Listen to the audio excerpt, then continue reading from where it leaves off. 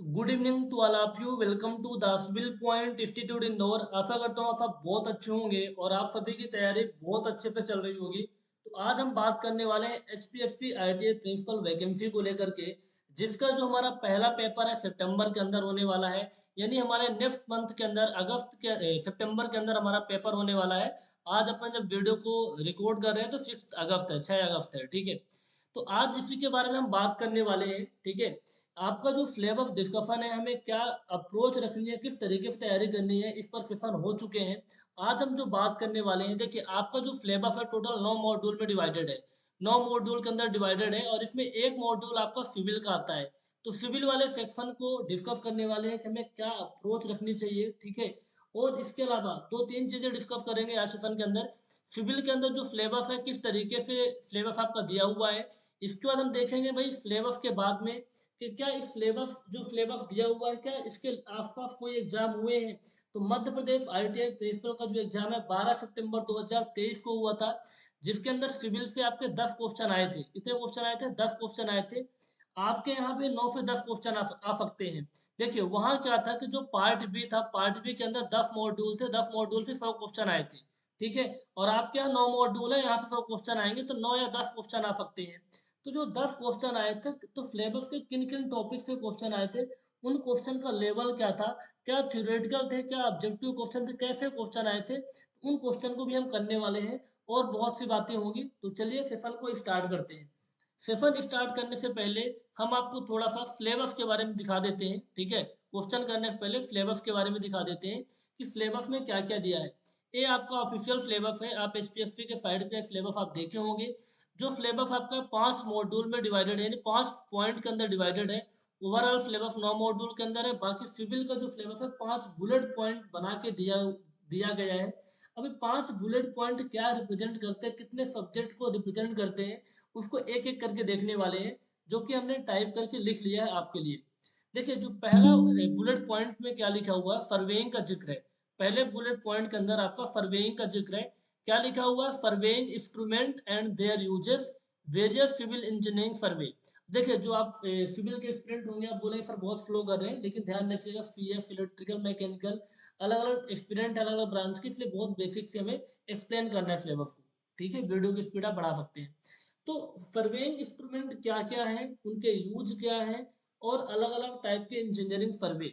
जैसे आपने अलग इंस्ट्रूमेंट के आधार पे सर्वे कितने टाइप के होते हैं, ज्योग्राफी के आधार पे सर्वे कितने टाइप के होते हैं, ठीक है। जैसे आपने जो मेन सर्वे होता है, प्लेन सर्वे होता है, जियोडेटिक सर्वे होता है, अकॉर्डिंग टू अर्थ कर्वेचर कितने टाइप के होते हैं। ऐसे कई टाइप से सर्वे का क्लासिफिकेशन किया गया है और वहां से सवाल पूछे जाएंगे। पहला टॉपिक है सर्वेइंग इंस्ट्रूमेंट। इंस्ट्रूमेंट के अंदर क्या क्या आ सकता है आपका, जैसे लीनियर मेजरमेंट आप करते हैं तो चैन का यूज करते हैं, ठीक है, टेप का यूज करते हैं। फिर इसके बाद आपका एंगल मेजरमेंट करने के लिए कंपास सर्वे हो गया, ठीक है, कंपास सर्वे हो गया, कंपास वगैरह। फिर इसके बाद ट्रैवर्सिंग भी, इसके अंदर ट्रैवर्सिंग भी पढ़नी पड़ेगी, ठीक है, ट्रैवर्सिंग भी देखनी पड़ेगी। फिर आपको जो इंस्ट्रूमेंट अपन यूज करते हैं, थियोडोलाइट यूज करते हैं, तो थियोडोलाइट से क्वेश्चन बन सकते हैं, टैक्योमेट्री से क्वेश्चन बन सकते हैं, लेवलिंग से क्वेश्चन बन सकते हैं। तो ये बहुत छोटा टॉपिक लिखा है, ध्यान रखिएगा। सर्वेइंग इंस्ट्रूमेंट लिखा है, लेकिन ये सभी टॉपिक से क्वेश्चन बन सकते हैं, इन सभी टॉपिक से क्वेश्चन बन सकते हैं, ध्यान में रखिएगा। क्योंकि इंस्ट्रूमेंट लिख करके इन्होंने छोड़ दिया है। तो इंस्ट्रूमेंट में जितने भी सर्वे के इंस्ट्रूमेंट होते हैं, उनके बेसिक प्रॉपर्टी एंड उनके यूजेस के बारे में हमें नॉलेज होना बहुत इंपॉर्टेंट है। दूसरा है बिल्डिंग बायोलॉज। बिल्डिंग बायोलॉज एक ही टॉपिक है, छोटा टॉपिक है, 2 से 3 घंटे का सेशन है। और बिल्डिंग बनाने के लिए कौन कौन से लॉज होते हैं उनके बारे में डिस्कशन किया गया है। कौन सी डायरेक्शन होती है, कितनी डिस्टेंस की लिमिटेशन होती है, ये सारी बातें इसके अंदर आती हैं। तो वो बहुत छोटा सा टॉपिक है, लेकिन अब सर्वेइंग का जो टॉपिक है अच्छा खासा बड़ा टॉपिक है। अगला जो टॉपिक आपका है, टॉपिक नंबर 3 है properties and test on construction material. जब कोई भी इंफ्रास्ट्रक्चर का कंस्ट्रक्शन होता है तो जो मटेरियल यूज होते हैं, जैसे मटेरियल लिखा है, मटेरियल में एग्जांपल के फॉर्म लिखा है, ब्रिक हो गया, ब्रिक हमारा एक सॉलिड मटेरियल है। सीमेंट एक बाइंडिंग मटेरियल है। कोर्स एग्रीगेट ये आपका सॉलिड मटेरियल है। स्टील रीइंफोर्समेंट ये आपके जो मटेरियल है, इन मटेरियल की प्रॉपर्टीज और इनके टेस्ट के बारे में सवाल पूछा जाएगा, ठीक है। इनकी प्रॉपर्टी, ब्रिक की क्या प्रॉपर्टी होती है, ब्रिक के अंदर कौन कौन से टेस्ट किए जाते हैं, ठीक है। सीमेंट की क्या प्रॉपर्टी होती है, सीमेंट के कौन कौन से टेस्ट किए जाते हैं। अब फेमेंट की प्रॉपर्टी का मतलब ये नहीं, टाइप्स ऑफ फेमेंट भी आपको पढ़ना होगा।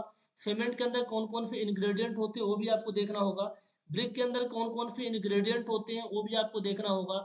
ब्रिक के अंदर डिफेक्ट क्या होते हैं वहां से सवाल पूछ सकता है, ठीक है। छोटा सा पॉइंट के प्रॉपर्टीज का मतलब वो सारी चीजें उसके अंदर आ जाएंगी, सारी ही चीजें उसके अंदर आ जाएंगी।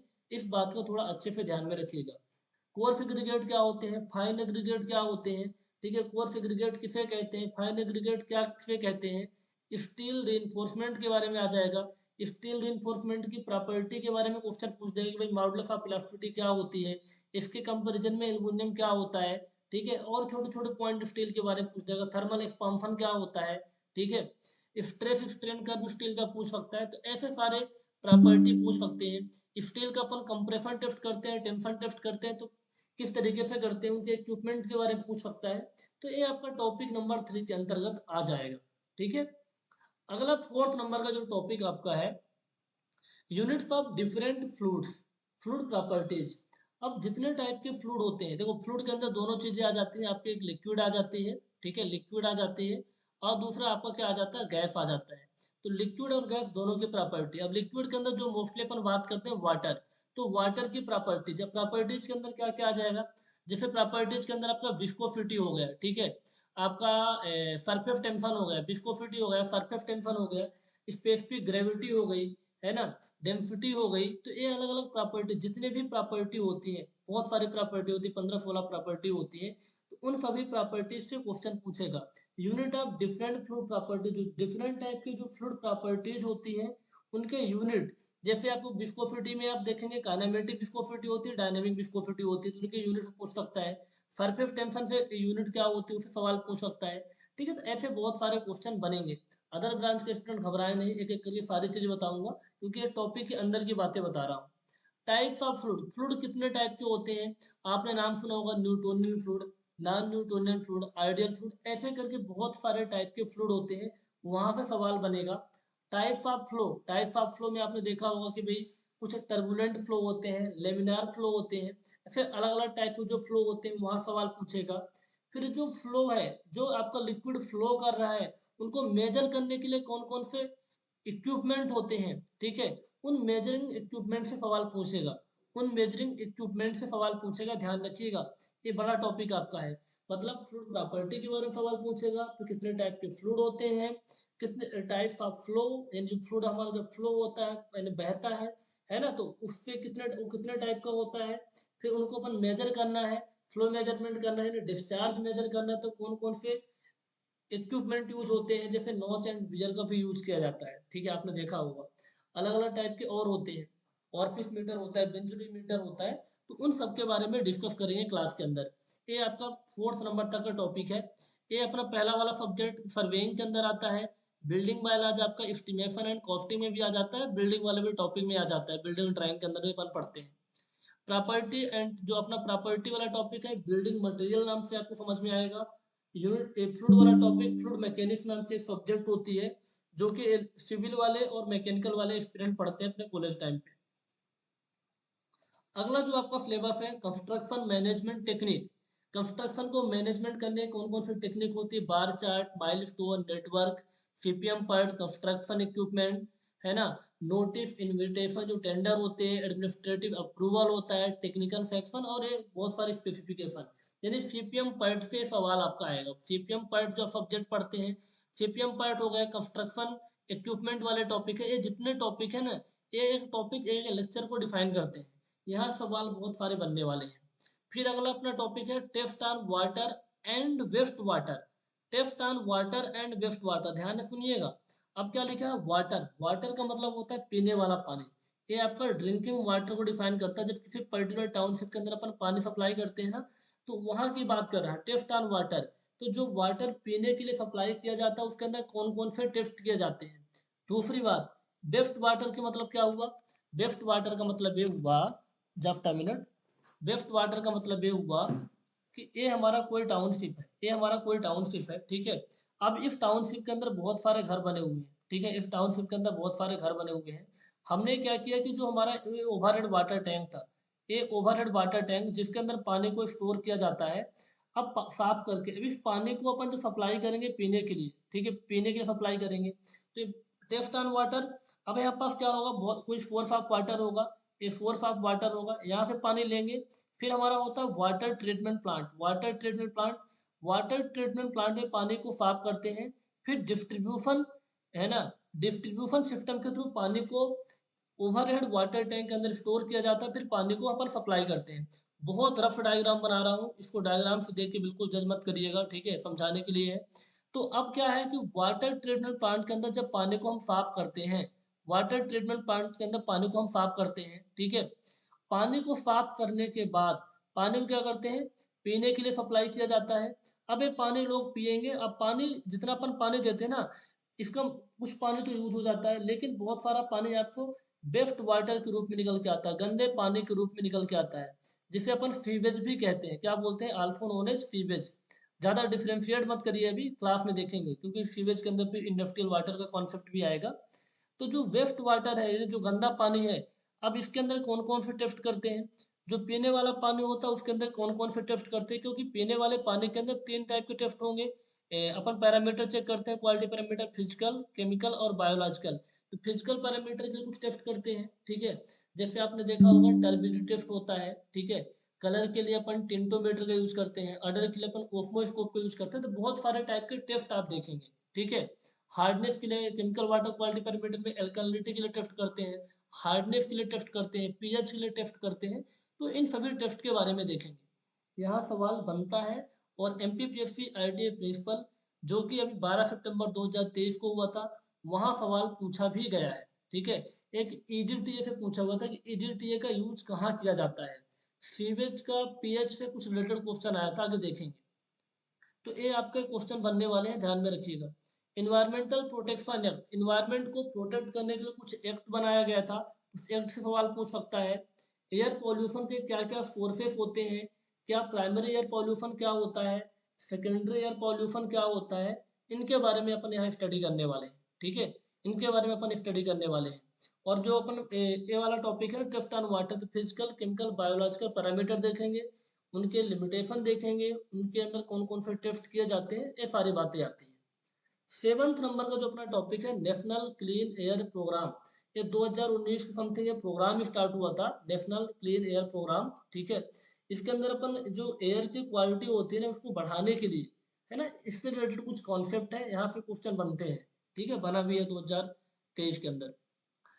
अगला टॉपिक अपना types of dam and canals, ठीक है। अब जो types of dam and canal है, ध्यान रखिए, ये जो टॉपिक अपना आया है, ये आपका इन्वायरमेंटल इंजीनियरिंग का पार्ट है, इन्वायरमेंटल इंजीनियरिंग का पार्ट है, ठीक है, ध्यान रखिएगा। और ये आपका types of dam and canal, types of dam and canal आपका इरिगेशन इंजीनियरिंग का पार्ट होता है। सिविल इंजीनियरिंग के अंदर जो आपका सब्जेक्ट होता है ना, इरिगेशन इंजीनियरिंग, वो आपका वहां से पूछा हुआ है टॉपिक। कितने टाइप के डैम होते हैं, ठीक है, बटरेफ डैम क्या होता है, ग्रेविटी डैम क्या होता है, ठीक है, डिटेंशन डैम क्या होते हैं, कितने टाइप के कैनाल होते हैं, लैंड कैनाल क्या होते हैं, अनलैंड कैनाल क्या होती है, फिर उनके बहुत सारे टॉपिक, उनके डिजाइन पैरामीटर। तो इनसे क्वेश्चन बनेंगे आपके, ठीक है। उन रिजर्वायर, जब अपन डैम की बात करेंगे तो डैम के अंदर ही रिजर्वायर आ जाता है, तो रिजर्वायर से भी सवाल पूछे जाएंगे, ठीक है, रिजर्वायर से भी सवाल पूछे जाएंगे। रेनफॉल मेजरमेंट, जो कि आपके हाइड्रोलॉजी का टॉपिक होता है, यहाँ से भी सवाल बनेंगे। Safe bearing capacity of soil, अब देखिए सॉइल मैकेनिक्स बहुत बड़ी सब्जेक्ट होती है सिविल इंजीनियरिंग के अंदर, वो सब कुछ नहीं पढ़ना है, basic safe bearing capacity of soil के कॉन्सेप्ट पढ़ना है। उससे पहले सॉइल की प्रॉपर्टी के बारे में आपके पास नॉलेज होना बहुत मैंडेटरी है। टॉपिक नंबर 10 है method of building estimate, building estimate के लिए कौन कौन सी मेथड का यूज किया जाता है, ठीक है। कौन कौन सी मेथड होती है, एक लॉन्ग वाल एंड शॉर्ट वाल मेथड होती है एस्टिमेट के लिए, एक सेंट्रल लाइन मेथड होती है, ठीक है। ये तो मेथड होती है। अब कितने टाइप के एस्टिमेट होते हैं वो अलग कॉन्सेप्ट होता है, ठीक है, जिसमें अपन डिटेल्ड एस्टिमेट कहते हैं, अप्रॉक्सीमेट एस्टिमेट होता है ना, प्लिंथ एज एस्टिमेट होता है, तो टाइप्स ऑफ एस्टिमेट में आते हैं। तो मेथड ऑफ बिल्डिंग एस्टिमेट से सवाल पूछा जाएगा। Forms used in building public work department, PWD के अंदर कौन कौन से फॉर्म यूज किए जाते हैं, वहां से भी सवाल पूछा जाएगा, ठीक है। तो ये टोटल आपके 10 टॉपिक है। इन 10 टॉपिक आपके सिलेबस में मेंशन है, जो कि हमने अलग अलग करके लिखा है ताकि आपको समझने में आसानी हो, पढ़ने में बहुत अच्छे से आसानी हो, ठीक है, पढ़ने में बहुत अच्छे से आसानी हो। ये सिलेबस आप नोट कर सकते हैं, या तो फिर इसकी आपकी पीडीएफ वगैरह आपको प्रॉपर मिल जाएगी, ओके, ठीक है, चलिए। तो सिलेबस तो हम डिस्कस कर लिए, समझ में आ गई बात। तो जब किसी भी एग्जाम की अपन प्रिपरेशन करते हैं सबसे पहले सिलेबस को ही डिस्कस करते हैं। सिलेबस को डिस्कस कर लिए। अब हम देखने वाले हैं कि इसी सिलेबस, क्योंकि M P P S C I T I principal को जो एग्जाम हुआ था इसी सिलेबस को उन्होंने कॉपी किया है एस पी एस सी वालों ने। तो अब हम देखते हैं क्वेश्चन का लेवल कैसा था, क्वेश्चन कैसे पूछे गए थे। और केवल क्वेश्चन ही नहीं देखेंगे, उसके आसपास के कॉन्सेप्ट को भी देखेंगे। ठीक है, उसके आसपास के कॉन्सेप्ट को भी देखेंगे, ताकि जो अगला सेशन अपन स्टार्ट करें तो एक रूटीन को प्रॉपर फॉलो कर पाए। ओके, सेशन स्टार्ट करने से पहले गाइज हम आपको कुछ इंपॉर्टेंट इन्फॉर्मेशन देना चाहते हैं। ठीक है, द सिविल पॉइंट इंस्टीट्यूट जो अलग अलग स्टेट के अंदर आपके आईटीआई प्रिंसिपल के एग्जाम होते हैं उसके लिए काम करता है, साथ में जो मध्य प्रदेश के अंदर इंजीनियरिंग एग्जाम होते हैं उसके लिए काम करता है। बहरहाल जो अपन पहले एग्जाम में काम किए थे वो पहला एग्जाम था M P P S C I T I principal का, जिसका नोटिफिकेशन 2023 में आया था, 98 पोस्ट पे आया था, जिसके अंदर ग्रेड 1 और ग्रेड 2 दोनों की पोस्ट थी। ठीक है, उसके अंदर डेडिकेटेड हमारी टीम ने मेहनत किया, और जो एस्पिरेंट थे उन्होंने बहुत अच्छा मेहनत किया, जिससे शानदार रिजल्ट निकल के आया था। उसका इंटरव्यू आने वाले मंथ के अगले आने वाले मंथ के अंदर होने वाला है, और फिर ड्यूल है, अभी नहीं हो पाया था, अप्रैल में होने वाला था, आगे ही चला गया है, तो इंटरव्यू होने वाला है। सेम इसी तरीके से आपके अंदर बहुत आपके एचपीएससी के अंदर बहुत अच्छी पोस्ट आई हुई है, तो एचपीएससी के अंदर सेम सिलेबस है, तो सेम टीम डेडिकेटेड कंटेंट आपको प्रोवाइड कर रही है। जो हमारा कंटेंट हमने प्रोवाइड किया था वो चाणक्य बैच के नाम से था। सेम चाणक्य बैच आप लोगों के लिए स्टार्ट हुआ है, जिसके अंदर कंप्लीट डेडिकेटेड कंटेंट मिलेगा। चाहे vocational training and skill development, ये 3 मॉड्यूल आपके किसके हैं, vocational training and skill development के। रेस्ट आपके जो 6 मॉड्यूल है आपके इंजीनियरिंग है ना, जनरल इंजीनियरिंग है, जिसमें सिविल भी है, इलेक्ट्रिकल भी है, ठीक है, मैकेनिकल भी है, इलेक्ट्रॉनिक भी है, फिर इसके अलावा इंजीनियरिंग ड्राइंग और मैकेनिक्स है। ठीक है, ये 6 मॉड्यूल, तो इन सभी का डेडिकेटेड कंटेंट मिलेगा। अब आपके मन में सवाल आएगा, सर ये पढ़ाता कौन है, ये जो कंटेंट है कौन पढ़ाता है आपके यहाँ। तो थोड़ा सा हम आपको बता देते हैं, ज़्यादा डिटेल में अपन यहाँ नहीं जाने वाले। ठीक है, ज़्यादा डिटेल में अपन यहाँ नहीं जाने वाले। ठीक है, देखिए आपका जो ये वाला पार्ट है vocational training and skill development वाला पार्ट है, इसको जीके चौधरी सर पढ़ाते हैं, जो कि यूपी के अंदर है ना, वर्किंग है आईटीआई प्रिंसिपल ग्रेड 1 के अंदर। ठीक है, आप इनके कंटेंट चेक कर सकते हैं। आपके एमपीपीएससी आईटीआई प्रिंसिपल में इन्होंने कंटेंट आपको प्रोवाइड किया था। मैकेनिकल वाला सेक्शन आपको उत्तम सर पढ़ाते हैं। ठीक है, उत्तम सर पढ़ाते हैं, जो लगभग 8 साल का टीचिंग एक्सपीरियंस रखते हैं, बहुत शानदार कंटेंट आपको प्रोवाइड कर रहे हैं, आप इनके डेमो भी आप चेक कर सकते हैं। इलेक्ट्रॉनिक को भारत सर पढ़ाते हैं, असिस्टेंट इंजीनियर के रूप में वर्किंग है उत्तराखंड के अंदर, बहुत शानदार कंटेंट पढ़ाते हैं, 7 से 8 साल का टीचिंग एक्सपीरियंस, हालांकि इससे ज़्यादा ही सर रखते होंगे। ठीक है, पीयूष पराशर सर हैं, जो कि सिविल वाला सेक्शन देखते हैं। ठीक है, सिविल वाला सेक्शन देखते हैं, 7 साल का एक्सपीरियंस रखते हैं, असिस्टेंट इंजीनियर के रूप में वर्किंग है। इंजीनियरिंग ड्राइंग वाला और मैकेनिक्स वाला सेगमेंट जो आपका है, ये हैदर सर लेते हैं, बहुत फेमस टीचर है इंजीनियरिंग ड्राइंग के लिए, आपको पता होगा यदि आपने थोड़ा बहुत भी इनके बारे में नाम सुना होगा। बहुत अच्छे से बहुत अच्छा कंटेंट प्रोवाइड करते हैं, नामी टीचर है, और बात नाम के लिए कंटेंट बहुत अच्छा देते हैं। तो जो भी टीम आपके लिए डिसाइड की गई थी है ना, एमपी वालों के लिए सेम टीम एसपीएससी के लिए वर्क कर रही है, प्रॉपर कंटेंट आपको मिल रहा है। थोड़ा सा हम और आपको बता देते हैं, जो ये हम कंटेंट आपको प्रोवाइड कर रहे हैं, ये कंटेंट आपको प्रॉपर रिकॉर्डेड फॉर्म में मिलेगा। इसके अंदर प्रॉपर डाउट सपोर्ट आपके रहेंगे, गाइडेंस सेशन रहेगा, प्रैक्टिस क्वेश्चन बीच बीच में चलते रहेंगे। कंटेंट एक साथ मिल जाएगा, तो अपने नीड के अकॉर्डिंग आप पढ़ सकते हैं कि भाई कौन सा सेगमेंट आपको पहले पढ़ना है बाद में पढ़ना है। हो सकता है आपके मैकेनिकल ब्रांच है तो सिविल और इलेक्ट्रिकल आपकी प्रायोरिटी में आ जाए, तो आप अपने अकॉर्डिंग पढ़ सकते हैं, एक साथ प्रॉपर कंटेंट मिल जाएगा, जिसपे लैपटॉप पे या मोबाइल दोनों पे आप एक्सेस कर सकते हैं। वन टाइम पे वन डिवाइस पे लॉगिन होगा। ठीक है, बाकी दोनों में आप कर सकते हैं। कोर्स कहाँ मिलेगा, कोर्स आपको 10 सिविल पॉइंट ऐप पर मिलेगा। इसके अंदर आपको बहरहाल आपको 40% का कूपन कोड मिल जाएगा। कूपन कोड यदि वर्क नहीं करता है तो आप हमें व्हाट्सअप कर लीजिएगा इस नंबर पे, है ना, हमारी टीम आपको प्रॉपर रिप्लाई करेगी जहाँ पे कूपन कोड आपको मिल जाएगा। तो चलिए सेशन स्टार्ट करते हैं, अपने पॉइंट पे आते हैं, क्वेश्चन की प्रैक्टिस करने वाले हैं, तो क्वेश्चन एक बार हम देख लेते हैं फिर आगे बढ़ते हैं। क्वेश्चन आपकी स्क्रीन पे है, एक बार पढ़िए, है ना, यदि आपने लेक्चर अटेंड कर लिए होंगे तो आपको पता होगा। ठीक है, यदि आपने लेक्चर अटेंड कर लिए होंगे तो आपको पता होगा। ठीक है, लेक्चर अटेंड कर लिए होंगे तो आपको पता हो जो फ्लेवर्स हमने बताया है, वो फ्लेवर्स आप जैसे कोर्स के अंदर जाएंगे ना, पहले वाले बैनर पे क्लिक करेंगे तो इस तरीके से आपको दिखेगा कुछ। ठीक है, इस तरीके से कुछ आपको दिखेगा, ये लाइव सेशन आपको दिख रहा था, जो लाइव आपको गाइडेंस सेशन हुआ था। एचपीएससी आईटी प्रिंसिपल वाले में क्लिक करेंगे तो आपको सिविल का सेक्शन दिखेगा, और सिविल इसमें मॉड्यूल 1 2 3 यानी vocational training and skill development है। 4 to 9 के अंदर आपका जो अपने 4 मॉड्यूल है ना, civil electrical mechanical general engineering का जो मैकेनिक्स वाला पार्ट है और ड्राइंग वाला पार्ट है, ठीक है। फिर इसके अंदर बहुत सारे क्वेश्चन के सेट मिल जाएंगे टाइपिंग फॉर्म में, जिसका प्रिंट आउट आप लेकर के बहुत अच्छी प्रैक्टिस कर सकते हैं। नोट्स के भी आप प्रिंट आउट ले सकते हैं। और इसके बाद हम बात करेंगे जो सिविल वाला सेक्शन है, सिविल के जो प्रॉपर रिकॉर्डेड कंटेंट हमने एमपीपीएससी आईटीआई प्रिंसिपल के लिए करवाया था, जो कुछ भी हमने आपको दिखाया है ना, वो कंटेंट प्रॉपर यहाँ देख रहे हैं, आपको दिख रहा है, ये कंटेंट यहाँ प्रॉपर डाला हुआ है। यदि आपने पढ़ा होगा तो आपको बहुत अच्छा लगा होगा, नहीं पढ़े हैं तो आप पढ़ सकते हैं, डेमो भी चेक कर सकते हैं, ऐप पर अवेलेबल है, ठीक है, ऐप पर अवेलेबल है। तो चलिए अभी क्वेश्चन की प्रैक्टिस करने वाले हैं, जो कि बहुत अच्छे अच्छे क्वेश्चन हैं। अब अच्छे कहें जो भी कहें, क्योंकि आपके प्रिंसिपल एग्जाम में आए हुए सवाल हैं तो हमारे लिए बहुत इंपॉर्टेंट हो जाते हैं। पहला सवाल आपकी स्क्रीन पे, सवाल को पढ़ के प्रॉपर आपको जवाब देना है।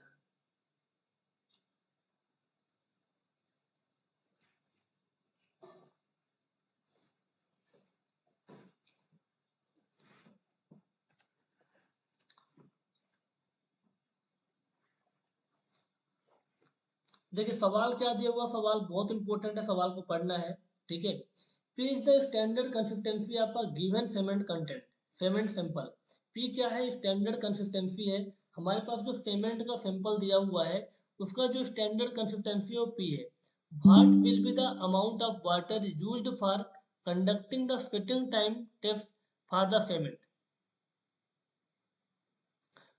पी क्या है आपका, स्टैंडर्ड कंसिस्टेंसी है गिवन पेमेंट सैंपल का। तो पूछ रहा है कि फिटिंग टाइम जो टेस्ट करते हैं, फिटिंग टाइम टेस्ट अपन जब करते हैं तो कितने अमाउंट ऑफ वाटर की जरूरत पड़ती है, कितने अमाउंट ऑफ वाटर की जरूरत पड़ती है।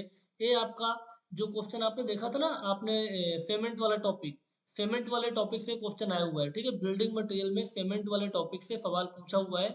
इस सवाल को पढ़ के आपको प्रॉपर जवाब देना होगा, ठीक है। क्या लिखा हुआ है, अब यहाँ पर मैं कुछ इंपॉर्टेंट बातें बताने वाला हूँ, फटाफट आप देख लीजिए कि देखो क्या होता है कि जब हम पेमेंट का टेस्ट करते हैं, पेमेंट का टेस्ट करते हैं, तो पेमेंट का टेस्ट करने के लिए पेमेंट का हमें पेस्ट बनाना पड़ता है। क्या बनाना पड़ता है, पेस्ट बनाना पड़ता है। पेस्ट बनाने के लिए वाटर की रिक्वायरमेंट होती है, तो water content required to make the payment paste, वही आपके स्टैंडर्ड कंसिस्टेंसी के अंदर आ जाता है। अब स्टैंडर्ड कंसिस्टेंसी के लिए अपन जो इक्विपमेंट यूज करते हैं वाइकेट ऑपरेटस होता है। क्या होता है, वाइकेट ऑपरेटस का यूज करते हैं। वाइकेट ऑपरेटस के अंदर क्या होता है कि वाइकेट ऑपरेटस में एक प्लंजर होता है। क्या होता है, प्लंजर, जिसका डायमीटर 10 mm होता है समथिंग। तो 10 mm के डायमीटर को ये जो आपका वाइकेट का मोल्ड होता है ना, वाइकेट मोल्ड होता है, इसके अंदर सीमेंट पेस्ट अपन डाल दिए। फिर जो अपना प्लंजर होता है इसको पेनिट्रेट करवाया जाता है। जब ये प्लंजर आपका 33 से 35 mm पेनिट्रेट कर जाता है, जब ये प्लंजर आपका टॉप से 33 से 35 mm, 33 से 35 mm पेनिट्रेट कर जाता है, ठीक है, उस अमाउंट ऑफ वाटर को स्टैंडर्ड कंसिस्टेंसी कहा जाता है, ठीक है, उस अमाउंट ऑफ वाटर को स्टैंडर्ड कंसिस्टेंसी कहा जाता है। लेकिन अब यही जो अपन सीमेंट का जो इनिशियल फिटिंग टाइम होता है आईएफटी होता है, दूसरा होता है फाइनल फिटिंग टाइम। इन दोनों को कहे तो फिटिंग टाइम हो गया। फिटिंग टाइम के दो टाइप होते हैं, इनिशियल फिटिंग टाइम और फाइनल फिटिंग टाइम। अब इनका टेस्ट करने के लिए जो इक्विपमेंट यूज होता है वही वाइकेट ऑपरेटस यूज होता है, ठीक है। अब इनिशियल फिटिंग टाइम के लिए 1 mm स्क्वायर के नीडल का यूज किया जाता है। फाइनल फिटिंग टाइम के लिए 5 mm का एनुलर कॉलर यूज करते हैं, ठीक है, ध्यान से सुनिएगा। अब स्टैंडर्ड कंसिस्टेंसी बात समझ में आ गई। अब जब हम फिटिंग का टेस्ट करते हैं कि भाई फिटिंग टाइम कितना है सीमेंट का, ठीक है, उसके लिए जब हम पेस्ट बनाते हैं तो उसके अंदर पानी मिलाते हैं तो कितना पानी मिलाया जाता है, वो मिलाया जाता है 0.85 पी मतलब होता है water required for standard consistency. Standard consistency के लिए जितना पानी का यूज किया जाएगा, ठीक है, उसका 85%, ठीक है, 0.85 पी, 0.85, जितना अमाउंट आप पानी आएगा उस पानी का अपन यूज करते हैं, उस अमाउंट ऑफ वाटर का यूज करते हैं फिटिंग का, सीमेंट, सीमेंट के फिटिंग टाइम के लिए। आ रही बात समझ में, ओके। अब एक बात समझ में आई कि भाई सीमेंट का जब फिटिंग टाइम टेस्ट करते हैं तो 0.85 पी यूज करते हैं, तो अलग अलग टेस्ट में कितना यूज करते हैं। मान लीजिए कि सीमेंट का अपन कंप्रेसिव स्ट्रेंथ निकालते हैं तो Py 4+3 होता है, ठीक है। पी होता है water required for standard consistency, ध्यान समझिएगा। टेंसाइल स्ट्रेंथ आपकी निकालनी है सीमेंट की तो Py 5+2.5 होता है। फाउंडनेस टेस्ट अपन सीमेंट का करने के लिए 0.85 पी, 0.85 पी। तो चाहे इनिशियल फिटिंग टाइम हो फाइनल फिटिंग टाइम हो 0.85 पी होता है। फाउंडेस के लिए 0.78 पी होता है। और कंप्रेसिव स्ट्रेंथ, यानी स्ट्रेंथ में दो टाइप की हो गई, कंप्रेसिव और टेंसाइल। तो py4+3 होता है, टेंसाइल में py5+2.5 होता है। ये बात आपको ध्यान में रखनी है, ये बात आपको ध्यान में रखनी है, ठीक है, ये बात आपको ध्यान में रखनी है, इंपॉर्टेंट है इसलिए हमने बता दिया। बाकी हमने थोड़ा सा ये चीज़ बता दी थी कि स्टैंडर्ड कन्फिग टेम्पे के लिए अपन प्लंजर यूज करते हैं जिसका डायमीटर 10 mm होता है। इनिशियल फिटिंग टाइम के लिए 1 mm स्क्वायर की रिडल यूज करते हैं। फाइनल फिटिंग टाइम के लिए 5 mm का एनुलर कॉलर का यूज किया जाता है। ये बात आपको पता है, ठीक है। इसके अलावा जो स्टैंडर्ड कन्फिग टेम्पे के बारे में बात की थी तो यहाँ पर चीज़ें हमने लिख दी है, आप उसको पढ़ सकते हैं, ठीक है। और इसकी पीडीएफ भी हम ग्रुप पे डाल देंगे तो ग्रुप पे आपको पता चल जाएगा। ये वाइकेट ऑपरेटर होता है, ठीक है, ये वाइकेट ऑपरेटर होता है, इस तरह कुछ सेटअप होता है।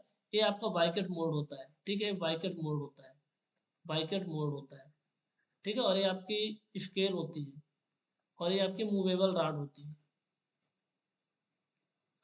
तो अब यहाँ से ध्यान समझिएगा कि पेमेंट वाले टॉपिक से क्वेश्चन आया, मतलब पेमेंट के जितने भी टेस्ट होते हैं उन टेस्ट के बारे में आपके पास नॉलेज होना चाहिए, पेमेंट के प्रॉपर्टी के बारे में, पेमेंट के अलग अलग कौन से कंपाउंड होते हैं और इन सब के बारे में आपको पता होना चाहिए। चलिए अगला सवाल आपकी स्क्रीन पे है, विच of the following is the suitable criteria for the identification of coarse aggregate. अब आपने देखा था कि जो बिल्डिंग मटेरियल में जो मटेरियल था एग्रीगेट, एग्रीगेट में क्वेश्चन पूछे जाएगा, सिलेबस में दिया था, सिलेबस में दिया था तो सिलेबस में डायरेक्टली क्वेश्चन आ गया बुलेट पॉइंट से। विच of the following is the suitable criteria.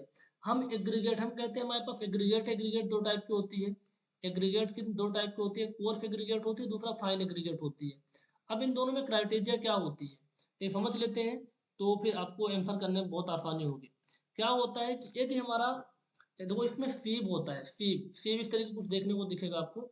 यदि 4.75 mm के फीब में हमारा जो एग्रीगेट है 4.75 mm की फीब में रिटेन हो जाता है, यदि हमारा एग्रीगेट क्या होता है 4.75 mm की फीब में रिटेन हो जाता है तो अपन उसे क्या बोलते हैं, कोर्स एग्रीगेट कहते हैं। क्या होता है, कोर्स एग्रीगेट कहा जाता है। यदि हमारा एग्रीगेट 4.75 mm की फीब में रिसीव क्या होता है, मैं इमेज बना के दिखा देता हूँ आपको जस्ट अ मिनट।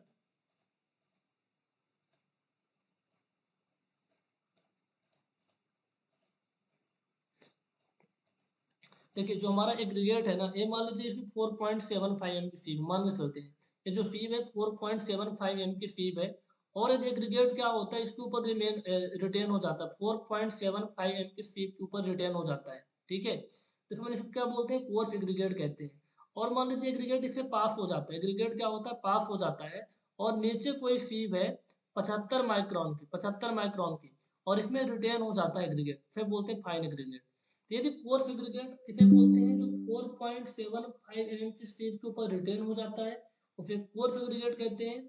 और जो 4.75 mm की स्पीड से पास हो जाता है और 75 माइक्रोन की स्पीड में रिटेन हो जाता है उसे फाइन एग्रीगेट कहते हैं, ठीक है। अभी कोर्स एग्रीगेट सवाल पूछा हुआ था और एचपीएससी आईडीए प्रिंसिपल के अंदर हो सकता है फाइन एग्रीगेट सवाल पूछ दे। तो आपका आंसर क्या हो जाएगा, एग्रीगेट रिटेन ऑन 4.75 एम फीब, है ना। जो रिटेन हो जाता है तो वो आपका किससे हो जाएगा भैया, एक कोर्स एग्रीगेट के अंदर आ जाएगा। तो ऑप्शन नंबर एक ए आपका करेक्ट आंसर हो जाएगा। अब इससे एक सिमिलर सवाल हमने लिखा लिया हुआ है जो कि एक अलग स्टेट के आईटीआई प्रिंसिपल ने पूछा हुआ था, तो उस सवाल को भी थोड़ा आप एक बार नजर डाल सकते हैं। सवाल कहाँ गया, जस्ट ने कल ही टाइप किया था आप लोगों के लिए, ओके। ये सवाल है आपके, ठीक है, ये सवाल है, सवाल पढ़िए क्या है आपका। Find aggregate are those which pass and retained on which of the following size of sieve respectively. क्या कहता है, किससे पास हो जाए किसमें रिटेन हो जाए, तो 4.75 एम की फीब में पास हो जाए और 75 एम की फीब में रिटेन हो जाए। 4.75 एम की फीब से पास हो जाए और 75 माइक्रोन की फीब में क्या हो जाए, रिटेन हो जाए, उसे क्या बोलते हैं, फाइन एग्रीगेट बोला जाता है। अभी इतना जान लीजिए, बाकी क्लास के अंदर सारी चीजें बताई गई है, कोर्स एग्रीगेट की क्या प्रॉपर्टी होती है, ठीक है, इंडेक्स क्या होता है, फाइन एग्रीगेट क्या होते हैं, क्या प्रॉपर्टी होती है, एग्रीगेट के अंदर कौन कौन से टेस्ट किए जाते हैं। देखिए अभी तो केवल पूछा भाई कोर्स एग्रीगेट और फाइन एग्रीगेट की क्राइटेरिया हो गई। अब यहाँ से सवाल पूछ सकता है कि एग्रीगेट के लिए कौन कौन से टेस्ट किए जाते हैं, तो उनके बारे में भी आपको आपको आइडिया होना चाहिए, उनके बारे में भी आपको थोड़ा सा आइडिया होना चाहिए जो कि बहुत इंपॉर्टेंट है।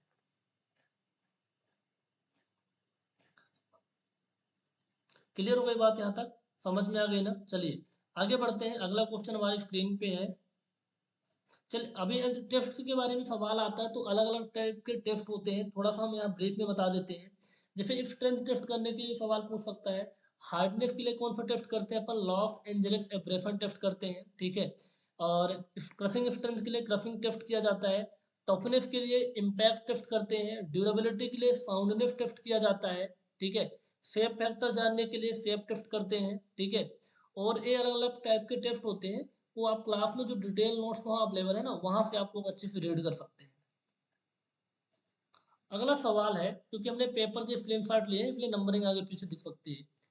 EDTA ethylene diamine tetra acetic acid method is used to determine. जो EDTA का यूज होता है किसके लिए किया जाता है? क्या पानी के अंदर आयरन को पता करने के लिए? क्या पानी के अंदर क्लोरीन को पता करने के लिए, यानी क्लोराइड को पता करने के लिए? क्या पानी के अंदर टर्बिडिटी के लिए? क्या हार्डनेस के लिए? पानी के अंदर हार्डनेस पता करने के लिए इसका यूज किया जाता है। पानी के अंदर हार्डनेस पता करने के लिए EDTA का यूज किया जाता है। और इसमें एक इंडिकेटर के रूप में यूज करते हैं, वो आपका होता है EBT होता है ना, EBT, eriochrome black T, eriochrome black T होता है, इंडिकेटर के रूप में यूज करते हैं। और जो मेथड होती है EDTA मेथड होती है, ठीक है। यदि आप में से किसी को पता है तो आप लोग कमेंट करके बता दीजिए इसके अंदर कौन सा सॉल्यूशन यूज करते हैं, कौन सा सॉल्यूशन यूज करते हैं, आपको बताना है। पता है कि आप पानी के अंदर जो हार्डनेस होती है जनरली आपकी दो, कैल्शियम और मैग्नीशियम की वजह से हार्डनेस होती है। कैल्शियम और मैग्नीशियम की वजह से हार्डनेस होती है। दो टाइप की हार्डनेस होती है, एक टेम्परेरी हार्डनेस होती है, दूसरी परमानेंट हार्डनेस होती है। टेम्परेरी हार्डनेस के पीछे रीजन होता है कार्बोनेट का और बाइकार्बोनेट का। टेम्परेरी हार्डनेस के पीछे जो रीजन होता है कार्बोनेट का और बाइकार्बोनेट, यानी कैल्शियम कार्बोनेट और मैग्नीशियम कार्बोनेट, कैल्शियम बाइकार्बोनेट और मैग्नीशियम बाइकार्बोनेट। परमानेंट हार्डनेस के पीछे रीजन होता है सल्फेट होता है, नाइट्रेट होता है और क्लोराइड होता है। तो calcium sulphate, calcium nitride, calcium chloride, magnesium sulphate, magnesium nitrate, magnesium chloride, ठीक है। तो ये आपके परमानेंट हार्डनेस होते हैं। तो दो टाइप की हार्डनेस होती है, टेम्परेरी हार्डनेस और परमानेंट हार्डनेस। टेम्परेरी हार्डनेस को आसानी से अपन रिमूव कर सकते हैं with the help of boiling वगैरह करके, और इसके लिए प्रॉपर स्पेशल मेथड होती है उनका यूज किया जाता है। वैरल अपन टेस्ट की बात करते हैं, तो जैसे अपन पानी के अंदर टर्बिडिटी टेस्ट करते हैं, ठीक है, पानी कितना गंदा है, ठीक है। सस्पेंडेड मैटर होते हैं उनके अंदर पानी का, उनकी वजह से पानी के अंदर टर्बिडिटी आ जाती है। तो अलग अलग चीज़ें यूज, इसमें टर्बिडिटी रॉड का यूज करते हैं, ठीक है। टर्बिडिटी रॉड का यूज किया जाता है, जैक्सन टर्बिडिटी मीटर का यूज करते हैं, ठीक है। नेफ्लोमीटर होता है, बेलिफ टर्बिडिटी मीटर होता है। इस तरीके के इंस्ट्रूमेंट यूज किए जाते हैं पानी के अंदर टर्बिडिटी चेक करने के लिए। अच्छा, अब यहाँ से इंस्ट्रूमेंट सवाल पूछ सकते हैं, कौन कौन से इंस्ट्रूमेंट यूज किए जाते हैं, ठीक है। अब हार्डनेस का एक तरीके केमिकल वाटर क्वालिटी पैरामीटर है, केमिकल वाटर क्वालिटी पैरामीटर है। तो फिजिकल वाटर क्वालिटी पैरामीटर होते हैं, केमिकल भी होता है, बायोलॉजिकल होता है। तब इनकी प्रॉपर्टी, इनकी टेस्ट, इनके अलाउबल लिमिट, पानी के अंदर टर्बिडिटी के अलाउबल लिमिट क्या है। जैसे टर्बिडिटी को मेजर किया जाता है NTU से, नेफ्लोमीटर टर्बिडिटी यूनिट से, है ना। इसके अलाउबल लिमिट क्या होती है, हार्डनेस की क्या अलाउबल लिमिट होती है। इस तरीके के कई सवाल बन सकते हैं। तो चलिए एक बार हमने टेबल बना रखी है आप लोगों के लिए, फटाफट आप लोग क्विकली रिवाइज कर लीजिए, ठीक है। जैसे कलर होता है तो कलर के लिए अपन टिंटोमीटर का यूज करते हैं, है ना। ट्रू कलर यूनिट TCU से रिप्रेजेंट किया जाता है, TCU, ट्रू कलर यूनिट टिंटोमीटर का यूज करते हैं। टर्बिडिटी को मेजर किया जाता है, रिप्रेजेंट किया जाता है NTU से, नेफ्लोमीटर टर्बिडिटी यूनिट। टर्बिडिटी रॉड होती है, जैक्सन टर्बिडिटी मीटर होता है, बेलिफ टर्बिडिटी मीटर होता है, नेफ्लोमीटर होता है। अब इसके अलग अलग कॉन्सेप्ट है, यहाँ बताएंगे तो बहुत टाइम लग जाएगा। टेस्ट एंड अडर, जिससे अपन TON से रिप्रेजेंट करते हैं, थ्रेशोल्ड अडर नंबर से। ओस्मोस्कोप का यूज किया जाता है, पानी एल्कलाइन है कि एसिडिक है, pH बताता है, तो pH के लिए पोटेंशियोमीटर का यूज करते हैं। डिजोल्ड ऑक्सीजन का बहुत बड़ा कॉन्सेप्ट होता है एनवायरमेंटल इंजीनियर, भाई पानी के अंदर घुली हुई ऑक्सीजन कितनी है। ऑक्सीजन के 4 मिलीग्राम पर लीटर से यदि ऑक्सीजन कम हुआ है पानी के अंदर, तो जो फिशेस होती है ना, मछलियाँ, वो सर्वाइव नहीं कर पाती, मर जाती हैं। उसके लिए अपन विंकलर मेथड का यूज करते हैं। ऑर्गेनिक मैटर, ठीक है, तो ऑर्गेनिक मैटर के लिए BOD और COD का यूज करते हैं, ठीक है। वो बायोडिग्रेडेबल ऑर्गेनिक मैटर है कि नॉन बायोडिग्रेडेबल ऑर्गेनिक मैटर है, तो BOD और COD टेस्ट किया जाता है। डिजोल्व सॉलिड पता करना है कि पानी के अंदर तो वो सॉलिड 3 टाइप के हो सकते हैं। एक तो अपना सस्पेंडेड सॉलिड हो सकता है, ठीक है। दूसरा डिजोल्व, 2 टाइप के सॉलिड हो सकते हैं, सस्पेंडेड और डिजोल्व। इन दोनों के जो तरीके होते हैं ना, एक तो अपन ग्रेविमेट्री टेक्निक से यूज कर सकते हैं, फिर डाई आयोनिक टेस्ट का यूज कर सकते हैं। टाइम कम है इसलिए ज़्यादा डिटेल में एक्सप्लेन नहीं करेंगे, बहुत शानदार तरीके से हर एक टेस्ट को अपन एक्सप्लेन कर सकते हैं। तो इनके बारे में थोड़ा सा ध्यान में रख लीजिएगा। कौन कौन से इंस्ट्रूमेंट का अपन यूज करते हैं। ठीक है, इंस्ट्रूमेंट के बारे में पता रहेगा तो आपका बहुत काम हो जाएगा। अब अलाउबल लिमिट को बता देता हूँ। अलाउबल लिमिट आप चाहें तो थोड़ा सा एक बार टेबल पे नज़र डाल लीजिए। टेबल आपकी स्क्रीन पे है, ठीक है, टेबल आपकी स्क्रीन पे है, तो यहाँ से आप लोग देख सकते हैं ये अलाउबल लिमिट क्या क्या होती है। यहाँ पास पूरा एक बार अच्छे से देख लीजिएगा। सवाल यहाँ से बनेगा, स्क्रीन शॉट ले लीजिए। अभी हम ज़्यादा कुछ भी यहाँ बात नहीं करने वाले, ठीक है। ओके, आई होप आपने स्क्रीन शॉट ले लिया होगा। हार्डनेस को अपन पढ़ें तो हार्डनेस थोड़ी बात कर लेते हैं। 200 से 600 मिलीग्राम पर लीटर होता है। इस टेबल को अच्छे से देख लीजिए। सवाल पूछेगा कि भाई हार्ड फ्लोराइड का पूछ दिया कि भाई फ्लोराइड कितना होता है, तो 1 मिलीग्राम से लेकर के 1.5 मिलीग्राम पर लीटर तक होता है। ठीक है, 1 मिलीग्राम से 1.5 मिलीग्राम पर लीटर होता है। फ्लोराइड के बारे में पूछ दिया तो पता होना चाहिए। 5 मिलीग्राम पर लीटर से ज़्यादा फ्लोराइड हो जाता है तो बोन फ्लोरोसिस की प्रॉब्लम हो जाती है, हड्डियाँ कमजोर हो जाती है। 0 से 1 होता तो कोई प्रॉब्लम नहीं होती, वो दांत के मसूड़े जो होते हैं ना एनिमल, उनके लिए अच्छा होता है। 1.5 से ज़्यादा हो जाता है तो दांतों के कलर खराब हो जाते हैं। 5 से ज़्यादा हो जाता है तो फिर बोन फ्लोरोसिस की प्रॉब्लम हो जाती है, हड्डियाँ कमज़ोर होना स्टार्ट हो जाती हैं। ठीक है, तो इनके बारे में आपको थोड़ा सा देख लेना है एक बार। ठीक है, एक बार आप लोग इनके बारे में अच्छे से देख लीजिएगा। ओके, चलिए अगला सवाल हमारी स्क्रीन पे है। अब यहाँ पर हम एक्सप्लेन नहीं करेंगे। आने वाले टाइम पे जो सेशन होगा डेली, सब अब कल से सेशन स्टार्ट हो जाएंगे आपके प्रैक्टिस के, तो वहाँ पर आप बहुत सारे क्वेश्चन प्रैक्टिस करेंगे तो सारे जो आपके पैरामीटर है वहाँ आ जाएंगे, तो याद हो जाएगा। Sewage will be identified as acidic when its pH value will be. Sewage क्या होता है? गंदा पानी होता है, समझ में आ गई बात। ठीक है, अब जो सीवेज को अपन एसिडिक कह सकते हैं, ठीक है, कब कह सकते हैं जब पीएच क्या हो। आपको पता है ना कि पीएच का जो स्केल होता है कुछ इस तरीके का होता है, 0 से लेकर के 14 तक। ये 7 होता है। इससे पहले आपका एसिडिक होता है, फिर इसके बाद आपका एल्कलाइन यानी बेसिक नेचर का हो जाता है, या फिर इसको अपन एल्कलाइन भी कह देते हैं। तो यदि 7 से कम है, 7 से कम है तभी एसिडिक कहेंगे ना। तो सीवेज को अपन एसिडिक तभी कह सकते हैं जब लेस देन 7 होता है। ठीक है, 7 से ज़्यादा है तो अपन क्या बोलते हैं भैया, वो बेसिक नेचर का है, एल्कलाइन नेचर का है। ठीक है, तो इस सीवेज के बारे में पता होना चाहिए। ठीक है, सीवेज के बारे में कुछ इंपॉर्टेंट बातें हमने लिख दी है। जो हमारा फ्रेश फ्रेश सीवेज होता है, ठीक है, उसका जो पीएच होता है जनरली 7 से ज़्यादा ही होता है, 7.5 से लेकर के 9.5 के समथिंग होता है। बेसिक नेचर का होता है, क्षारीय नेचर का होता है, नहीं एल्कलाइन नेचर का होता है।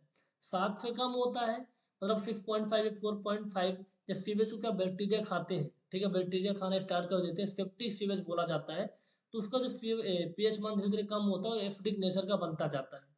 तो 7 से कम होगा तो एसिडिक नेचर का होगा, 7 से ज़्यादा होगा तो एल्कलाइन नेचर का होता है। जनरली जो फ्रेश सीवेज होता है एल्कलाइन नेचर का होता है, जो सेप्टिक सीवेज होता है वो एसिडिक नेचर का होता है। सवाल बन सकता है। जो पीने वाला पानी होता है उसका जो पीएच मान होता है 6.5 से 8.5 के बीच में होता है। ये बात भी थोड़ा आपको ध्यान में रखनी है, ये बात भी थोड़ी सी आपको ध्यान में रखनी है। ओके, और सीवेज के बारे में कुछ चीज़ें आपको बता देते हैं जो कि आपके लिए बहुत इंपॉर्टेंट होगी। ठीक है, जो कि आपके लिए बहुत इंपॉर्टेंट होगी। सवाल, एक सवाल और जनरली पूछा गया है अलग अलग आरटीए प्रिंसिपल एग्जाम के अंदर। जो सीवेज होता है उसके अंदर जो 99% आप देखेंगे पानी दिखेगा, 99% वर्स्ट वाटर दिखेगा और 0.1% ही सॉलिड मटेरियल होते हैं। तो यही पूछा हुआ था कि सीवेज के अंदर सॉलिड मटेरियल का परसेंटेज कितना होता है, तो 0.1% होता है। 99 पॉइंट क्या होता है आपका, पानी होता है 99 पॉइंट। ठीक है, स्पेसिफिक ग्रेविटी जो सीवेज की होती है वो जनरली 1 से ज़्यादा होती है, स्लाइटली ग्रेटर देन 1 होती है। ये बात आपको थोड़ी पता है तो बहुत अच्छी बात है। पीएच मेजर करने के लिए पोटेंशियोमीटर का यूज़ किया जाता है। डिजोल्ड ऑक्सीजन के लिए विंकलर मेथड का यूज़ करते हैं। तो ये सब बातें हैं जो कि पता होनी चाहिए, है ना, जनरली इसमें कुछ होता नहीं, पता होना चाहिए। अगला सवाल आपकी स्क्रीन पे है कि आपको बताना है कि एयर पॉल्यूशन, ठीक है, इसमें से कौन सा सेकेंडरी एयर पॉल्यूटेंट है। भाई एयर, हमारी एयर पॉल्यूशन कैसे होता है? एयर पॉल्यूशन को करने के लिए कुछ जिम्मेदार पॉल्यूटेंट होते हैं, कुछ जिम्मेदार पॉल्यूटेंट होते हैं। अब उन जिम्मेदार पॉल्यूटेंट को दो तरीके से कैटेगराइज किया गया है, दो तरीके से कैटेगराइज किया गया है। पहला है प्राइमरी एयर पॉल्यूटेंट, दूसरा है secondary air pollutant. Primary air pollutant pollutant वो होते हैं जो डायरेक्टली सोर्स से निकलते हैं, सोर्स से निकलते हैं। सल्फर के ऑक्साइड हो गया, कार्बन डाइऑक्साइड हो गया, नाइट्रोजन के ऑक्साइड हो गए, ये क्या डायरेक्टली सोर्स से निकलते हैं। मान लीजिए कोई इंडस्ट्री है वहाँ से निकल रहे हैं, ठीक है, कोई इंडस्ट्री है तो वहाँ से निकल रहे हैं, तो ये डायरेक्टली क्या है, निकलते हैं। जो डायरेक्टली सोर्स से निकलते हैं वो आपके क्या होते हैं, प्राइमरी एयर पॉल्यूशन होते हैं। अब यही प्राइमरी एयर पॉल्यूशन क्या होता है कि दो से ज़्यादा air pollution primary air pollution, या फिर दो एयर पॉल्यूशन हो गए प्राइमरी, और एटमॉस्फेयर के अंदर मान लीजिए मॉइस्चर है, उससे रिएक्शन कर लेते हैं, और उससे जो एयर पॉल्यूटेंट बनता है वो आपका होता है सेकेंडरी एयर पॉल्यूटेंट। जैसे सल्फ्यूरिक एसिड की बात करें जो आपके रेन वाटर के रूप में जानी जाती है, रेन वाटर के रूप में जानी जाती है, ये आपका सेकेंडरी एयर पॉल्यूटेंट है। ये क्या है? सेकेंडरी एयर पॉल्यूटेंट है। ओजोन, ये क्या सेकेंडरी एयर पॉल्यूटेंट होते हैं, है ना। पीएएन, ये क्या होते हैं? सेकेंडरी एयर पॉल्यूटेंट होते हैं। तो यहाँ पर जो ओजोन आपका है ना, ओजोन आपका क्या है? सेकेंडरी एयर पॉल्यूटेंट है। Sulphur dioxide, carbon dioxide, carbon monoxide, ये सभी क्या होते हैं? प्राइमरी एयर पॉल्यूटेंट होते हैं। हम आपको थोड़ा सा दिखा देते हैं, आप डायरेक्टली यहाँ पे याद रखिएगा, जो कि बहुत इंपॉर्टेंट है। अपना जो मान लीजिए कोई फिक्स फोर्स है, भाई ये आइडेंटिकल फोर्स है, यहाँ से पॉल्यूटेंट निकल रहे हैं, ये आपके प्राइमरी एयर पॉल्यूटेंट होते हैं। तो कैसे? आप लकड़ी को जलाते हैं, बर्निंग ऑफ वुड, लकड़ी को जलाया जाता है, या फिर मान लीजिए कोई वोल्केनिक इरप्शन वगैरह होता है, या फिर कोई ऑटोमोबाइल वगैरह, ऑटोमोबाइल जब गाड़ियाँ चलती है धुआं निकलता है तो कार्बन मोनोऑक्साइड निकलता है ना। बहुत सारे इंडस्ट्रीज होती हैं, उन इंडस्ट्रीज से जो डायरेक्टली निकलते हैं वो सब क्या होते हैं? प्राइमरी एयर पॉल्यूटेंट के अंदर आ जाते हैं। चाहे वो सल्फर के ऑक्साइड हो, कार्बन मोनोऑक्साइड हो, नाइट्रोजन के ऑक्साइड हो, ठीक है, या फिर आपके सस्पेंडेड पर्टिकुलेट मैटर, ये सभी आपके किस में आ जाते हैं? प्राइमरी एयर पॉल्यूटेंट में आ जाते हैं। अब यही जब दो से ज़्यादा जब प्राइमरी एयर पॉल्यूटेंट क्या होते हैं? आपस में रिएक्शन करते हैं, सेकेंडरी एयर पॉल्यूटेंट बनते हैं। या फिर ऐसे कह सकते हैं कि दो से ज़्यादा जब प्राइमरी एयर पॉल्यूटेंट एटमॉस्फेयर के साथ रिएक्शन करते हैं तो सेकेंडरी एयर पॉल्यूटेंट बनते हैं। कौन कौन आ जाता है? ओजोन होता है, सल्फ्यूरिक एसिड आपका आ जाता है, ठीक है, पीएएन आ जाता है। इनके नाम थोड़ा सा आपको ध्यान में रखना है, ठीक है। इसकी पूरी की पूरी लिस्ट है, यहाँ से आप लोग देख सकते हैं, ठीक है। ये आप इनको देख सकते हैं, फार्मल डिहाइड भी आ जाता है। तो इनके जनरली बहुत सारे होते हैं, लेकिन जो पेपर में डायरेक्टली आते हैं उनके नाम यहाँ लिखे हुए हैं। ओके। अब चलिए अगले क्वेश्चन की तरफ मूव करते हैं। तो अब यहाँ से क्या पता चला कि जो एयर पॉल्यूशन जिक्र था, तो एयर पॉल्यूशन से डायरेक्टली सवाल पूछा हुआ है। तो air pollution and prevention pollution air pollution control and prevention act, कोई एक्ट बना होगा तो इस एक्ट के बारे में सवाल पूछ सकता है, ठीक है। और इनके बारे में छोटे मोटे सवाल बन सकते हैं, लेकिन इनको थोड़ा सा अच्छे से ध्यान में रख लीजिएगा, ठीक है। ओके। अगले क्वेश्चन की तरफ बात करें, जो national air clean programme mention था सिलेबस के अंदर, एनसीएपी, वहाँ से डायरेक्टली सवाल पूछा हुआ है कि भैया कब लॉन्च हुआ था। तो जो नेशनल क्लीन एयर प्रोग्राम था, एयर की क्वालिटी को इनहेंस करने के लिए, भाई अच्छी गुणवत्ता की अच्छी क्वालिटी की हवा मिले, ठीक है। तो इन्वायरमेंट के अंदर क्या क्या करना चाहिए, किन बातों को ध्यान रखना चाहिए, कैसे जन जागरूकता फैलानी चाहिए, लोगों के अंदर कैसे अवेयरनेस आएगी, तो इसके लिए एक प्रोग्राम चलाया गया था जिसे नेशनल क्लीन एयर प्रोग्राम कहते हैं। इसकी थीम के बारे में कौन कौन से फैक्ट हैं वो तो हम क्लास में डिस्कस करेंगे, बट बहरहाल अभी पता होना चाहिए वो 2019 में चलाया गया था। कब चलाया गया था? 2019 में चलाया गया था।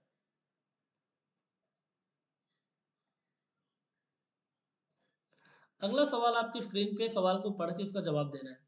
अ reservoir with uncontrolled and ungated outlet, ठीक है, कोई रिजर्वायर है जिसमें uncontrolled and ungated outlet, spillway and flume outline outline is known as. देखो, ये आपका इरिगेशन इंजीनियरिंग का एक डैम वाला टॉपिक होता है, ठीक है, डैम वाला टॉपिक होता है, वहाँ सवाल पूछा हुआ है। अब जो आपका जनरली आप देखेंगे, डैम क्यों बनाया जाता है? डैम बनाया जाता है पानी को स्टोर करने के लिए, डैम बनाया जाता है पानी को स्टोर करने के लिए। तो अब आपको कंफ्यूज नहीं होना है, जो पानी, ये डैम की बॉडी है, ये क्या है? डैम की बॉडी है, ये डैम बॉडी हो गई, ठीक है।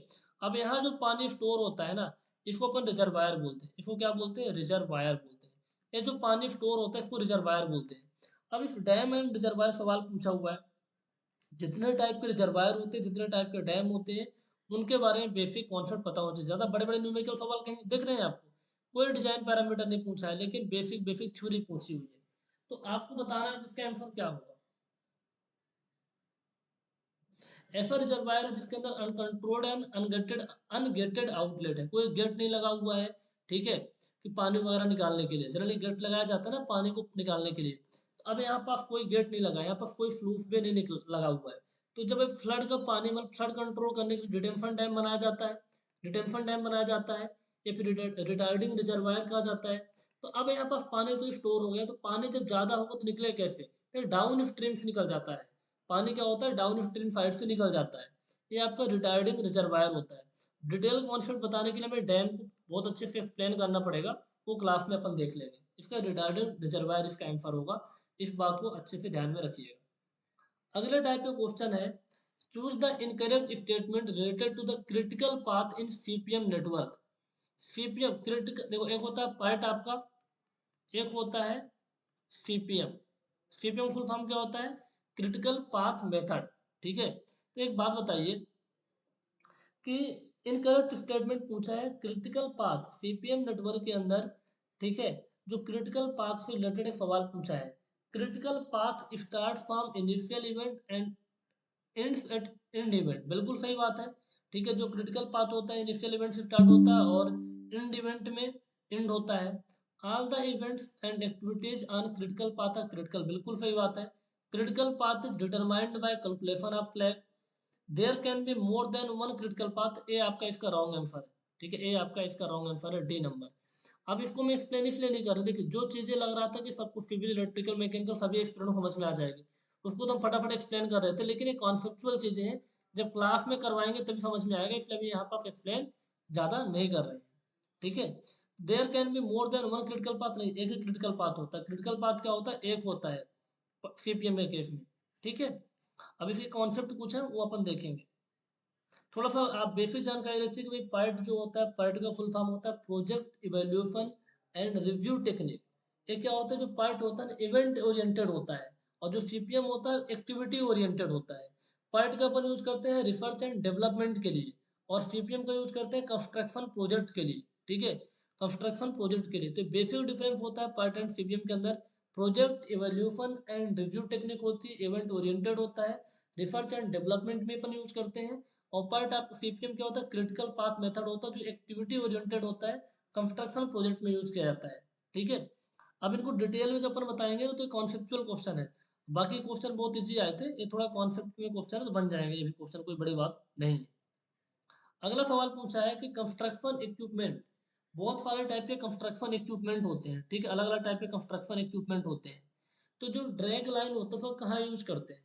तो कौन कौन से कंस्ट्रक्शन इक्विपमेंट होते हैं? पावर सोवेल होता है, बैकहो होता है, ड्रैग लाइन होता है, क्लैम्प सेल होता है।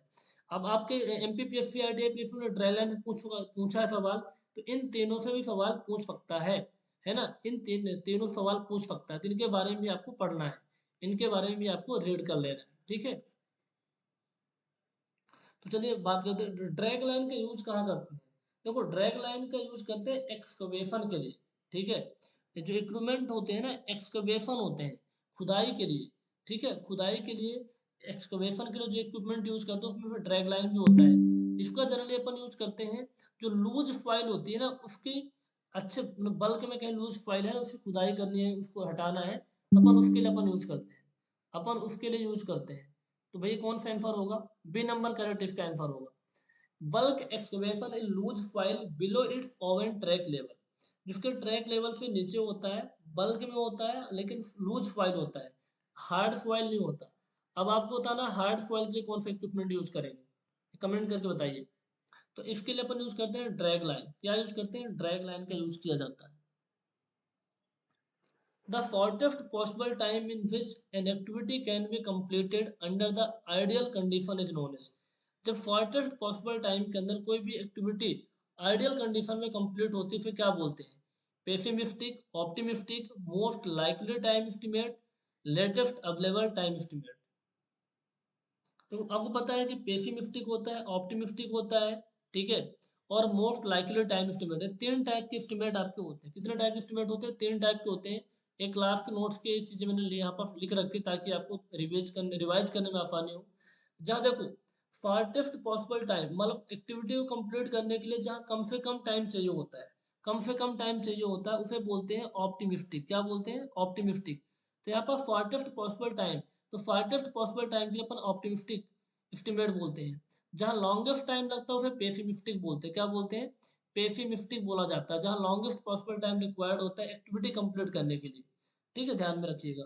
और मोस्ट लाइकली टाइम एस्टिमेट ऐसा होता है कि भाई कितना टाइम चाहिए एक नॉर्मल कंडीशन के अंदर एक्टिविटी को कंप्लीट करने के लिए, वो आपका होता है मोस्ट लाइकली टाइम एस्टिमेट। समझ में आ गया तो बहुत अच्छी बात है, नहीं आया तो पार्ट और सिक्के वाला लेक्चर आप देख लीजिएगा, बहुत अच्छे से आपके कॉन्सेप्ट क्लियर हो जाएंगे। ये लेक्चर कहाँ दिखेगा सर? सीपीएम पर।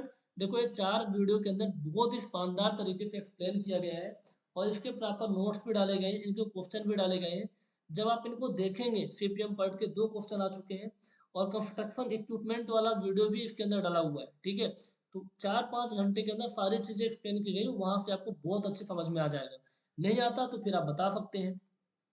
तो ऑलमोस्ट आपके सारे क्वेश्चन हो गए। ऑलमोस्ट आपके सारे क्वेश्चन हो गए हैं। 10 क्वेश्चन आए थे, 10 क्वेश्चन को हमने कर लिया। जो क्वेश्चन बहुत मतलब बेसिक थे, जो समझ में आना चाहिए, वो ज़्यादा हमने एक्सप्लेन किया है। जो क्वेश्चन थोड़ा कॉन्सेप्चुअल हमने कम एक्सप्लेन किया है, क्योंकि इलेक्ट्रिकल और मैकेनिकल वालों, इलेक्ट्रॉनिक और सीएस वालों समझने में प्रॉब्लम होगी। तो वो तो अपन डिटेल में किसी दिन आप चाहेंगे तो डिटेल में लाइव एक्सप्लेन कर देंगे। वैसे तो प्रॉपर रिकॉर्ड करके कंटेंट आपको दिया ही गया है, ठीक है, दिया ही गया है। तो अब तक आपको आइडिया लग गया होगा किस तरीके से क्वेश्चन आपके पेपर में आए हुए हैं, ठीक है। 10 क्वेश्चन में से 7 क्वेश्चन तो बहुत इजी दिया है, जो डायरेक्टली पूछा है। 3 क्वेश्चन थोड़े से कॉन्सेप्चुअल हैं, लेकिन सब्जेक्ट में उनका भी कमांड पढ़ रखा है आपने, उन वीडियो को देख रखा है, तो क्वेश्चन में आप कर ले जाएंगे। तो चलिए मिलते हैं नेक्स्ट सेशन के अंदर, जहां हम अलग अलग टॉपिक के कुछ ऑब्जेक्टिव क्वेश्चन की प्रैक्टिस करवाने वाले हैं लाइव, ठीक है। कुछ ऐप पे होगी, कुछ यूट्यूब पे भी हो जाएगा सेशन, ओके। और इसकी पीडीएफ आपको ग्रुप पे मिल जाएगी, ऐप पे भी अवेलेबल करवा देंगे। तो यदि आप H P F P ITI principal के लिए डेडिकेटेड प्रिपरेशन करना चाहते हैं, आप चाहते हैं कि इस बार हमारा सिलेक्शन हो, एक पोस्ट हम लेकर के जाएं, तो भैया इससे अच्छी अपॉर्चुनिटी कोई नहीं मिल सकती, क्योंकि कंपटीशन बहुत कम है। लगभग 5-6 हज़ार लोगों ने फॉर्म अप्लाई किया है। कट ऑफ बहुत कम जाने वाली है। सभी वर्किंग लोग फॉर्म अप्लाई किए हैं। तो समझ सकते हैं कि कितनी अच्छी अपॉर्चुनिटी है। ऐसी अपॉर्चुनिटी नहीं मिलती, क्योंकि उसके अंदर फ्रेशर आ जाते हैं और फ्रेशर के पास आप लोगों से ज़्यादा टाइम होता है, दिन रात तो पढ़ाई ही करते हैं। आपको तो जॉब भी करनी है, पढ़ाई भी करनी है। तो यहाँ पास कंपटीशन बहुत कम है। यदि आप इस एग्ज़ाम के लिए डेडिकेटेड शानदार तरीके से लगते हैं, आपको ये नहीं सोचना कि एक मंथ का टाइम बचा है क्या हो जाएगा, बहुत कुछ किया जा सकता है। यदि कंटेंट आपको मिल गया तो पढ़ने की फिर आपकी रिस्पॉन्सिबिलिटी है, कैसे पढ़ते हैं। क्या देखिए, यदि आपके पास कंटेंट नहीं है तो आप जॉब करके आते हैं, तो आप सोचते रहते हैं भाई कंटेंट कहाँ मिले। यूट्यूब में सर्च करते हैं बियरिंग कैपेसिटी ऑफ फाइल, फिर वो 10 से 15 घंटे कोई पढ़ाया अलग अलग एग्जाम के लिए, गेट ईएफ के लिए। आपने ब्रिक वाला टॉपिक देखा, कोई 5 से 6 घंटे पढ़ाया, कोई 30 मिनट पढ़ाया। अब समझ में नहीं आ रहा करना कैसे है, कौन सा वीडियो देखे, इन्हीं में सब में टाइम में चला जाता है। यूट्यूब पे कंटेंट बहुत कुछ अवेलेबल है, नो डाउट आज का टाइम ना कंटेंट का टाइम चल रहा है, बहुत कुछ अवेलेबल है। लेकिन सिस्टमेटिक अवेलेबल नहीं है, एग्जाम ओरिएंटेड अवेलेबल नहीं है। और ऐसे एग्जाम बार बार होते नहीं है, रेयरली कभी कभी होते हैं, ठीक है। एमपी के अंदर भी आपको जो एग्जाम होता है ना, वो 20 साल बाद वो पेपर हुआ था। 2010 में तो हुआ नहीं था प्रॉपरली, कैंसिल हो गया था। तो 1997 के बाद आप समझ सकते 2023 में पेपर हुआ था वो। तो ऐसे जब एग्जाम बहुत लंबे टाइम के बाद में होते हैं, और आपके एचपीएससी के अंदर तो पेपर होता भी रहता है, लेकिन एचपीएससी के अंदर जो पेपर तो उसका फ्लेवर फिर चेंज कर दिया है। तो कोई कंटेंट यूट्यूब में प्रॉपर बना के डालता नहीं, तो कंटेंट मिलता नहीं है ना। तो कंटेंट वही मिल पाता है जो कोचिंग या फिर जो प्लेटफॉर्म या जो टीचर उस एग्जाम उससे रिलेटेड एग्जाम के लिए काम कर चुके हैं। तो हमने एमपी के लिए काम कर रखा है, अभी बिहार के लिए काम किया, बहुत अच्छा पेपर था, बच्चों को बहुत अच्छा रिस्पॉन्स था। अभी जस्ट 2 अगस्त को पेपर ही हुआ है, और आप लोगों को बहुत शानदार कंटेंट मिल रहा है। तो चाणक्य बैच ज्वाइन करके आप तैयारी कर सकते हैं। फर्दर कोई भी क्वेरी है तो आप दिए गए नंबर पे कॉल या व्हाट्सअप कर सकते हैं। Okay, okay, thank you so much, have a nice day. मिलते हैं अगली क्लास के अंदर।